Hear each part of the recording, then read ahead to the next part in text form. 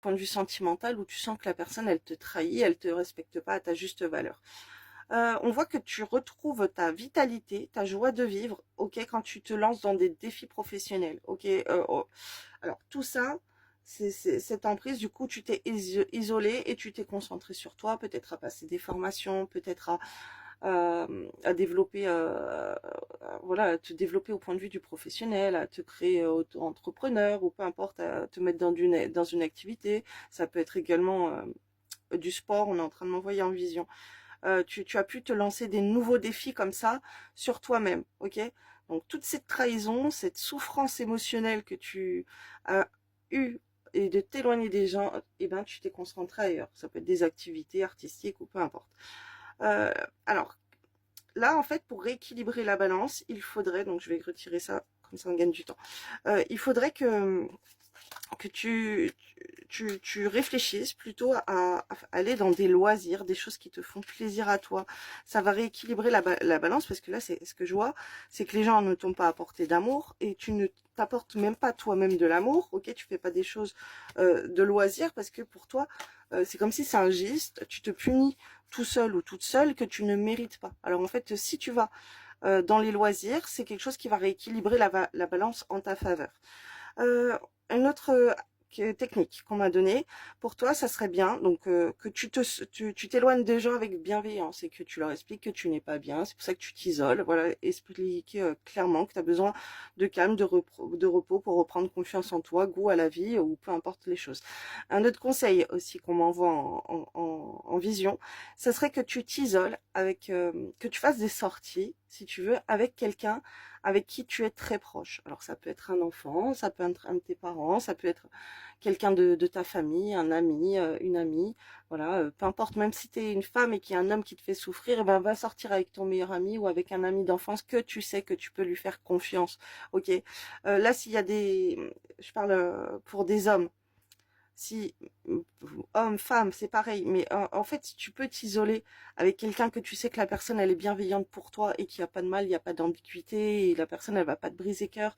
Ok, si tu as des amis, de longues connaissances d'enfance que tu sais que tu peux compter sur eux, ils ont toujours été là pour toi, on te dit de te rapprocher de ces gens. Rapproche-toi des gens qui sont bienveillants envers toi, ok, et avec qui tu vas être tranquille, tu vas être serein, sereine, et avec qui tu peux avoir confiance, que tu le sais, ok. Arrête de fréquenter, si tu veux, des gens que tu sais qu'ils vont te rejeter, ils vont te faire des réflexions, ils vont te faire du mal.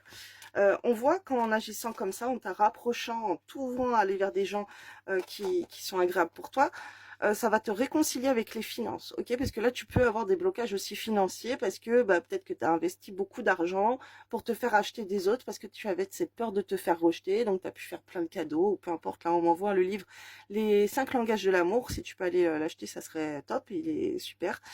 Faudrait que je mette un lien, mais il est super ce livre. Là, ça va te réconcilier avec les finances de faire ça, ok? Cette situation, là, les techniques que je te dis vont te faire évoluer vers tes finances. Financièrement, ça va être meilleur pour toi d'être avec des gens bienveillants qu'avec des gens qui peut-être vont te soutirer de l'argent, ok? Alors là, ce qu'on m'a envoyé, c'est l'amour non pas partagé. Quand tu vois que quelqu'un ne t'aime pas, ne te donne pas d'amour, que ce soit amical, familial, amoureux, dis-toi que cette personne, c'est juste une relation karmique. Ok? Elle est venue te faire vivre cette expérience pour que tu apprennes à te guérir toi-même et à sortir de cette répétition de schéma. Donc, si on ne te donne pas d'amour, dis-toi que c'est karmique pour travailler sur toi-même. Et ne donne pas d'importance à ces personnes-là parce qu'elles n'ont pas d'importance à avoir dans ta vie à part de te tourner vers les bonnes personnes, les personnes qui seront bienveillantes envers toi et à qui tu peux faire confiance. Là, une autre astuce, c'est les dernières cartes, on te dit de faire confiance, ok?